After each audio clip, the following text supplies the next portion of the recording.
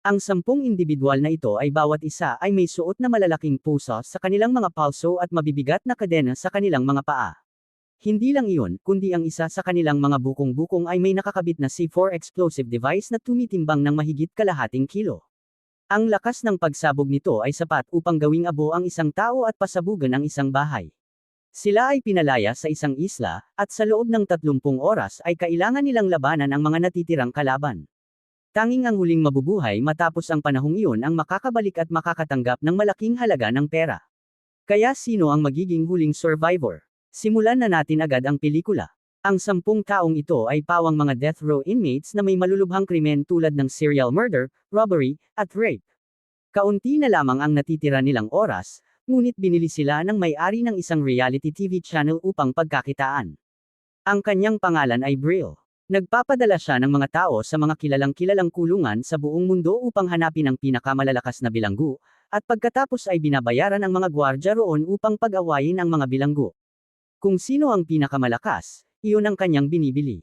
Ang layunin niya sa programang ito ay magkaroon ng 100% coverage sa lahat ng bansa sa buong mundo at makaakit ng mga manunood mula sa iba't ibang kontinente.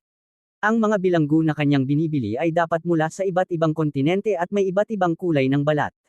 Ngunit sa mga bilanggo na iyon, may isang exception. Ang taong ito ay nagngangalang Jack. Minsan niyang pinasabog ang isang gusali dahil lamang hinaharangan nito ang sikat ng araw sa dalampasigan habang siya ay nagpapaaraw, at nakapatay ng 3 lalaki. Habang naghahanap si Brill ng isang Arab na lalaki upang makumplito ang kanyang koleksyon, nakuha ni Jack ang kanyang atensyon nang sa isang galaw lamang ay napatay nito ang isang kilalang death row inmate sa mismong lugar. Upang gawing mas kahanga-hanga ang file ni Jack, inutusan ni Brill ang kanyang mga tauhan na magdagdag ng iba pang krimen na hindi naman niya ginawa, tulad ng human trafficking, pagpatay sa mga bata, pambobomba, kidnapping, at rape. Upang matiyak na makukunan sa lahat ng anggulo ang palabas sa isla, mayroon siyang nakatalagang crew para mag-film at humawak ng mga isyu sa set pati na rin sa internet.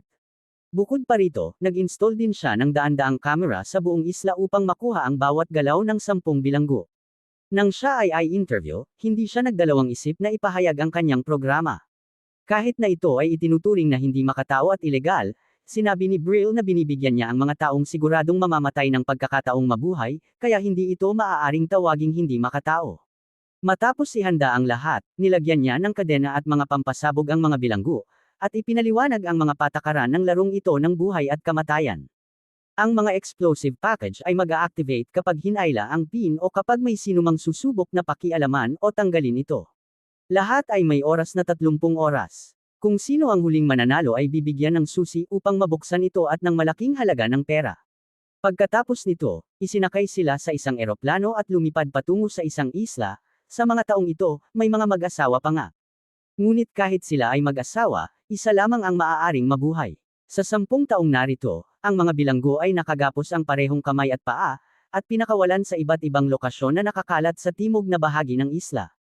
Ang ilan ay itinapon sa tubig at agad na ginamit ang kanilang kakayahan upang tanggalin ang mga pusos. Mayroon ding ilan na basta na lang itinapon pababa at sa kasamaang palad ay bumagsak diretso sa mga bato at namatay agad sa lugar. Ngunit marahil, ay maswerte pa rin ang taong iyon, dahil ang labanan na darating ay mas matindi pa. Si Jack ay ibinagsak sa isang burol ng buhangin. Ilang segundo lang ang lumipas, mabilis din niyang natanggal ang kadena sa kanyang paa, ngunit dahil matigas ang kanyang desisyon na hindi kunin ang susi, nanatiling hindi pa rin nabubuksan ang kanyang mga pusos sa kamay. Hindi nagtagal matapos pakawalan ang mga death row inmates, biglang may isang babaeng bilanggo ang nakakita ng kanyang kalaban. Sinubukan niyang humanap ng paraan para makatakas, ngunit sa kasamaang palad ay nahuli siya mula sa likuran ng isang kalbong death row inmate. Mukha itong napakalakas kaya agad nitong nakuha ang bentahe sa laban. Hindi lamang niya inatake ang babae at sinakal hanggang sa mawalan ng hininga, kundi tinangkapan niyang gumawa ng malaswang bagay sa kanya. Ngunit sa kabutihang palad, nakahanap ang babae ng sandata at agad niya itong itinulos sa ibabang bahagi ng katawan ng kalaban. Napasigaw ito sa sakit. Pagkatapos, kumuha siya ng sanga at malakas na itinulos sa leeg nito. Sinamantala niya ang pagkakataon upang hilahin ang pin ng mina na nakakabit sa binti ng kalaban at agad na tumakbo palayo. Ilang sandali lang, sumabog ito at tuluyang napasabog ang lalaki. Ang pagsabog na iyon ay lalong nagpasikat sa reality show ni Brill. Ang kahangahangang simula ay labis na nagpasaya at nagpasigla sa kanya. Samantala, si Jack ay humaharap sa isa pang lalaki na nagngangalang Paco, na may hawak na kadena. Sa loob lamang ng ilang segundo, napasuko niya ang kalaban. Ngunit sa sandaling iyon, nakiusap si Paco kay Jack na iligtas ang kanyang buhay. Sinabi ni Paco na hindi niya kailangan ng pera, ang kailangan lang niya ay mahanap ang kanyang asawa na isa rin sa 10 bilanggo sa isla, na nagngangalang Rosa. Nang marinig iyon ni Jack, pinatawad niya si Paco. Bago siya umalis, binigyan pa niya ito ng susi upang mabuksan ang kanyang mga pusos bilang kapalit. Sa kabilang bahagi naman ng isla, isang maitim na lalaki na nagngangalang Maki ang nakakita ng kamera. Para siyang nabaliw at agad niya itong winasak. Pagkatapos, nakita niya ang eroplano na naghuhulog ng mga supply. Agad siyang tumakbo upang kunin ang bag. Ngunit bago pa man siya makahanap ng makakain, inagaw ito ng isang Hapones na nagngangalang Sa. Galit na hinabol ni Maki si Sa, at ang dalawang uhaw sa dugo ay nagbanggaan at nagagawan. Hindi kayang tapatan ni Maki ang lakas ni Sa, ngunit pagdating sa panlilinlang, isa siyang eksperto. Hinablot niya ang binti ni Sa at tinangkang hilahin ang pin ng mina nito. Natarante si Sa at mabilis na tumakbo palayo. Dahil dito, nagkaroon ng pagkakataon si Maki na makatakas. Pagkatapos makabangon, ipinagpatuloy ni Sa ang paghabol kay Maki, ngunit nakasalubong niya ang isa pang lalaki na may hawak na kutsilyo. Ang pangalan nito ay Yuan. Nang pasugod na si Sa para makipaglaban, pinigilan siya ni Yuan. Si Yuan ay dating miyembro ng Special Forces sa loob ng 4 na taon, ngunit kalaunan ay naging marahas. Sinunog niya ang isang nayon, pinatay ang 17 inosenteng tao, at ginahasa ang maraming kababaihan. Inanyayahan ni Yuan si Sa na bumuo ng isang grupo upang lumakas ang kanilang puwersa. Nang marinig ito, tila may katwiran ang sinabi niya, kaya nagpasya silang magtulungan. Sa oras na iyon, naglalakad si Jack nang makasalubong niya si Petra. Binigyan niya ito ng pagkakataong mabuhay, ngunit kahit mahina na si Petra, ayaw pa rin niyang sumuko. Kaya opisyal na naglaban ang dalawa. Ilang dosenang round silang nagbuno malapit sa bangin. Sa gitna ng laban, biglang napansin ni Petra na ang pin ng mina sa kanyang binti ay natanggal na pala, hindi niya alam kung kailan pa. Nakita ito ni Jack bilang isang pagkakataon. Agad siyang kumuha ng bato at malakas na hinampas sa ulo ng kalaban. Hanggang sa mawalan ito ng malay, pagkatapos ay sinipa niya ito pababa ng bangin kung saan ito sumabog. Ang laban ng dalawa ay nakatulong kay Brill na itaas ang bilang ng manunood sa mahigit 10 milyon, at patuloy pa itong tumataas. Agad namang nagsimulang maghanap ang mga manunood ng impormasyon tungkol kay Jack. May ilan sa kanila na dati niyang mga kaibigan, at sinabi nilang si Jack ay isang veterano na may pamilya. Samantala, sa bahay, nalaman din ng girlfriend ni Jack ang kanyang kasalukuyang sitwasyon. Alam niyang kasinungalingan ang mga krimeng ibinintang sa kanya, ngunit nang makita niya ang mga nangyayari sa isla, hindi siya makapaniwala sa kanyang nasasaksihan. Sa isa pang pangyayari, sa ilalim ng isang matandang puno, nagkita muli ang mag-asawang sina Rosa at Paco. Ngunit sa sandaling iyon, natagpuan din sila ni Sa at Yuan. Dahil dito, nagkahiwalay ang dalawang mag-asawa. Nakipaglaban si Sa kay Rosa, habang si Yuan naman ay nakipaglaban kay Paco. Napakalakas at agresibo ni Yuan, kaya hindi kinaya ni Paco. Mabilis siyang natalo at nabalian pa ng buto sa binti. Pagkatapos, siya ay tinali at isinabot. Pumunta naman si Yuan kay Rosa upang gumawa ng panlilinlang, ngunit mariin siyang nilabanan ng babae. Dahil dito, nagalit si Yuan at sunod-sunod siyang umatake. Sa kabila ng pagmamakaawa ni Paco, hindi ito pinansin ni Yuan. Hindi lamang niya pinatay sa bagbog si Rosa hanggang mawalan ng malay, kundi ginahasa pa niya ito at hinayla ang pin ng mina nito. Sa ganitong paraan, opisyal niyang napatay ang isa pang kalaban. Pagbalik ni Yuan at Sa kinaroroonan ni Paco, natuklasan nilang nakawala na ito. Gayunpaman, naniniwala silang mahuhuli rin nila ito sa lalong madaling panahon. Ang nakakatakot na eksenang iyon ay nagdulot ng katahimikan at takot sa studio. Ngunit para kay Brill, kulang pa rin ang kuha ng kamera at maaaring makaapekto ito sa kalidad ng kanyang palabas. Kaya nagpadala siya ng film crew upang lapitan ang lugar at makakuha ng mas malinaw at totoong footage.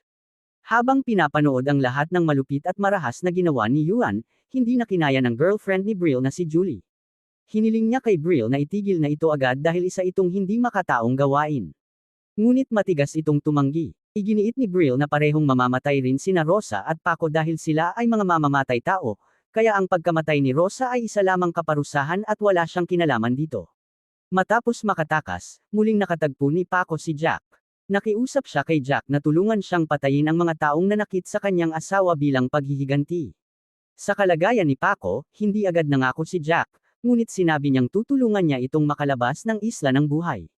Habang nag-uusap sila, sa kabilang bahagi naman ng isla, nagkita sina De at Maki. Ngunit sa halip na magpatayan, nagpasya silang magtulungan. Balak nilang tulungan ang isa't isa na makatakas mula sa mina na nakakabit sa kanilang mga binti. Sa puntong ito, ang 6 na natitirang survivor ay nahati sa 3 pares. Nang makita ito ni Brill, hindi siya natuwa. Para sa kanya, ito ay isang isla ng kaligtasan, hindi isang isla ng pagkakaibigan. Kung magtutulungan ang mga bilanggo, ano na lamang ang mangyayari sa kanyang palabas? Matapos maging pansamantalang ligtas, nagtago sina Jack at Paco sa isang lugar. Nais sanang hilingin ni Paco kay Jack na ipaghiganti siya, ngunit sinabi ni Jack na may mas mahalaga siyang dapat gawin. Napansin niya na sa hilagang bahagi ng isla ay may broadcasting station, kaya balak niyang makipag-ugnayan sa labas para humingi ng tulong. Pagkatapos nito, pumunta siya sa power station. Upang hindi matuntan, pinatay ni Jack ang locator na nakakabit sa kanyang paa, at saka siya umakyat sa cable patungo sa broadcasting station. Napansin ng mga tao sa station na si Jack ay bigla na lamang nawala ng walang bakas. Sa headquarters ng FBI, nalaman ng kaibigan niyang si Brad ang kanyang sitwasyon. Inatasan siya ng kanyang mga nakatataas na imbestigahan ito, ngunit habang isinasagawa na niya ang misyon, bigla siyang pinahinto ng mga ito. Tumutol si Brad. Sinabi niya na si Jack ay dati nilang tauhan at nakapagsigawa ng napakaraming misyon. Ngunit bakit matapos niyang magawa ang lahat ng iyon ay itinapon siya sa kulungan at hinayaang harapin ang death penalty? May tinatago bang lihim dito? At nang matagpuan nila siya, magpapanggap na lang ba silang walang alam? Sa kabila ng kanyang mga tanong, pinatahimik lamang siya ng kanyang mga superior. Samantala, natagpuan na ni Jack ang station at inatake ang isang empleyado roon. Nang makapasok siya sa loob, doon din siya natunton ni Brill at ng kanyang mga tauhan. Nagsimulang mag-alala ang mga ito dahil imbes na puntiryahin ni Jack ang ibang kalaban, papunta siya sa kanilang lugar. Natakot silang baka matagpuan sila ni Jack at paghigantihan. Ngunit si Brill ay tila hindi nababahala. Sa halip, lalo pa niyang nakitang kapana-panabik ang kanyang programa dahil sa ganitong mga pangyayari. Gayunpaman, nagpadala pa rin siya ng mga tao upang suriin ang broadcasting station. Sa pagkakataong iyon, sinamantala ni Jack ang oras upang tawagan si Sarah at ibigay ang kanyang kasalukuyang lokasyon. Ngunit matapos lamang ang tawag, natunton na siya ni Brill. Hindi lang mga tauhan ang ipinadala nila kundi pati mga aso ng pulisya upang tugisin siya. Agad na naging target si Jack ng mga mangangaso. Sa kabutihang palad, dahil sa dilim ng gabi at sa kanyang bilis, nakatakas siya sa kabila ng mga bala na pinaputok sa kanya. Matapos matanggap ang koordinasyon mula kay Jack, agad itong ipinasa ni Sarah kay Brad. Mabilis din niya itong iniulat sa kanyang mga superior at sinabi na kung wala silang gagawin, siya mismo ang kikilos sa sarili niyang paraan. Kinagabihan, sa loob ng isang sirang eroplano, ang maitim na magkapareha ay nakaupo at nagpapainitan. Sa eksenang iyon na silang dalawa lamang, sinubukan ni De na akitin si Maki. Noong una ay tinanggihan niya ito, ngunit mahirap labanan ang tukso. Sa loob lamang ng 3 segundo, nagwagi ang babae sa paraang hindi inaasahan. Siyempre, ang lahat ng ito ay nakuhanan ng kamera. Akala ng lahat ay magkakaroon sila ng isang gabi na walang tulog. Ngunit biglang pinindot ni De ang button ng mina na nakakabit sa paa ni Maki. Nang mapansin niya ito, huli na ang lahat. Sabay silang sumabog kasama ang eroplano, at isa na namang buhay ang nawala sa laro. Ang hindi inaasahang pangyayaring ito ay labis na ikinatuwa ni Brill at ng kanyang mga tauhan, dahil parang isang blockbuster ang epekto nito sa mga manunood. Dahil dito, mabilis na tumaas ang milyon-milyong views. Ngunit agad ding nasaksihan ng buong crew ang isa pang malupit na eksena. Natagpuan ni Yuan at si Paco, at agad nila itong inatake habang siya ay sugatan. Sa pagkakataong iyon, hindi na kinaya ni Julie at Goldman ang mga nangyayari at hiniling nila kay Brill na itigil na ang programa. Ngunit tulad ng dati, nanindigan si Brill. Hindi niya hahayaang may pumihil sa kanyang palabas, at inatake pa niya ang sarili niyang girlfriend upang ipagtanggol ang kanyang paniniwala. Samantala, patuloy na inaatake si Paco ng 2 kalaban. Sinubukan ni Jack na bumalik upang iligtas siya, ngunit pagdating niya ay huli na. Napatay na si Paco at sinunog pa ng buhay. Ang brutal na ginawa ng mga taong tila halimaw ay umabot na sa hangganan ni Jack. Opisyal na niyang idineklara ang digmaan laban kina Yuan at Sa. Agad namang naghanda ng depensa ang dalawa. Nang lumitaw si Jack, si Sa ang humarap sa kanya habang si Yuan ay nanatili sa malayo upang sumuporta gamit ang pana. Si Sa ay maliit ngunit napaka-agresibo sa pakikipaglaban. Ngunit sa harap ni Jack, mabilis din siyang natalo. Nang makita ni Yuan na nanghihina na ang kanyang kakampi, nagpaputok siya ng palaso upang tumulong, ngunit nabigo siyang tamaan si Jack at lalo pa niya itong naalerto. Dahil dito, mabilis siyang tumakas at aksidenteng nakasalubong si De. Sa kakayahan ni Jack, kaya niya sanang talunin si De, ngunit pinili pa rin niyang iligtas ang buhay nito. Ngunit dahil sa kanyang likas na ugali, sinubukan pa rin ni De na talunin si Jack upang mabuhay. Nang mapagtanto niyang hindi siya makakatakas, hinayla niya ang pin ng kanyang mina at nagpakamatay. Sa kabutihang palad, nakatalon si Jack sa tamang oras at nakaligtas sa kamatayan. Ang lahat ng nangyaring ito ay live na naipalabas. Nasaksihan ng mga dating kaibigan ni Jack ang kanyang mga ginawa at hindi sila makapaniwala sa nangyayari sa kanya. Patuloy silang nanalangin na malagpasan niya ang lahat ng ito. Matapos ang pagkamatay ni De, 3 na lamang ang natitirang buhay sa isla. Dati ay magkaalyado sina Sa at Yuan, ngunit sa puntong ito, si Sa na ang naging target ni Yuan, habang tumatakbo siya, hindi pa siya nakakalayo nang maabutan siya ni Jack. Sinubukan niyang lumaban, ngunit wala itong naging silbi. Sa ilang suntok lamang, pinabagsak siya ni Jack. Nang makita ito ni Yuan, agad siyang naghanap ng pagkakataon upang lihim na atakihin si Jack. Ngunit bago pa niya ito magawa, mabilis siyang napigilan at malakas na nakontra ni Jack. Dahil dito, nagsanib puwersa sina Yuan at Sa upang labanan siya. Ang eksenang iyon ay nagpatigil ng hininga kina Sara at sa mga dating kasamahan ni Jack. Hindi naman binaygo ni Jack ang inaasahan ng lahat, ipinakita niya ang kanyang lakas sa pakikipaglaban. Sa isang matinding atake na mas matalim pa sa kutsilyo, tuluyan niyang natalo si Sa. Nang makita iyon ni Yuan, agad siyang tumakbo. Ngunit hindi siya nakalayo dahil pinaputukan siya ni Jack. Pareho silang napunta sa isang bangin malapit sa talon. Nang mapagtanto ni Yuan na wala na siyang matatakbuhan, tumalon siya pababa. Hindi rin sumuko si Jack at agad siyang sumunod. Habang unti-unting nanghihina si Yuan at mukhang matatalo na, ayaw ni Brill na matapos agad ang kanyang palabas. Upang dagdagan ang drama, naghulog siya ng bag ng mga gamit para kay Yuan, na may laman na mga baril. Dahil dito, bumalik ang kumpiyansa ni Yuan. Nang makita niya si Jack, agad siyang nagpaputok ng sunod-sunod. Dahil sa bilis ng reflex ni Jack, naiwasan niya ang unang bug zone ng bala. Ngunit sa pangalawang putok, tinamaan siya at nasugatan. Nagpadala pa si Brill ng mas maraming cameraman upang lumapit sa eksena, ngunit nadiskubre sila ni Yuan. Walang pag-aalinlangan, pinatay niya ang mga ito at kinuha ang lahat ng kanilang armas. Nagharap muli sina Jack at Yuan. Sa pagkakataong ito, hawak na ni Jack ang kontrol at balak na niyang tapusin si Yuan. Ngunit bigla itong nakakuha ng pagkakataon, hinablot ang baril at gumanti, kaya napilitan si Jack na tumakas.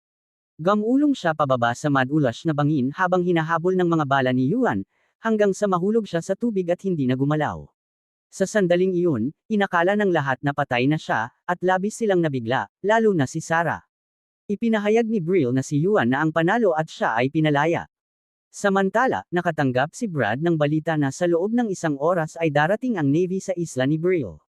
Ngunit para sa kanya, huli na ang lahat dahil wala na si Jack. Nang marinig ito ni Brill, agad niyang inutusan ang kanyang mga tauhan na mag-empake upang makaalis na siya sa isla. Nang makita ito ng iba, naguluhan sila at nakiusap na isama sila. Ngunit sinabi ni Brill na siya lamang ang kailangan ng Navy, kaya siya ang dapat makaalis. Tumutol si Goldman. At iginiit na isama siya, ngunit hindi sila nagkasundo. Nauwi ito sa pagtatalo, at sa huli ay sinaksak ni Brill si Goldman hanggang sa mamatay. Pagkatapos nito, pinuntahan ni Brill si Yuan, na pinaniniwalaan niyang panalo, at pinalaya siya. Ngunit hindi niya tinupad ang pangako na bibigyan ito ng malaking pera. Dahil dito, nagalit si Yuan at tuluyang nawalan ng kontrol. Pinatay niya ang lahat ng nagbabantay sa kanya at pumasok sa studio upang hanapin si Brill. Dahil wala siyang nakuha, ginamit niya ang machine gun upang masakere ng buong film crew. Samantala, buhay pa pala si Jack at nagising matapos mahulog sa tubig. Agad siyang tumakbo patungo sa studio ni Brill at nakita ang mga bangkay na iniwan ni Yuan. Habang papasok siya, lumitaw si Brill mula sa likuran at sinubukang barilin siya, ngunit mabilis siyang nakaiwas at gumanti. Nakaligtas si Brill at tumakas. Sa loob, papalapit na si Yuan sa huling natitirang tao, ang girlfriend ni Brill. Ngunit bago pa siya makagalaw, lumitaw si Jack sa kanyang likuran. Alam ni Yuan na hindi niya kayang talunin si Jack, kaya nang utusan siyang ibaba ang baril, sumunod siya. Ipinaliwanag ni Yuan na ginawa lamang niya ang lahat dahil napilitan siya at wala siyang ibang pagpipilian. Dati siyang sundalo na ipinapadala sa iba't ibang misyon, ngunit matapos niyang maglingkod, ikinulong siya sa isang kulungan sa Africa. Nang marinig ito ni Jack, napagtanto niyang magkapareho sila ng sitwasyon. Ngunit hindi niya kayang palampasin ang mga ginawa ni Yuan. Walang pag-aatubili, hinatulan niya ito at pinatay sa mismong lugar. Pagkatapos nito, tumakbo sina Jack at Julie upang habulin si Brill. Sa oras na iyon, nakasakay na si Brill sa kanyang helicopter. Kahit pinaputukan ni Jack, hindi pa rin niya ito napigilan.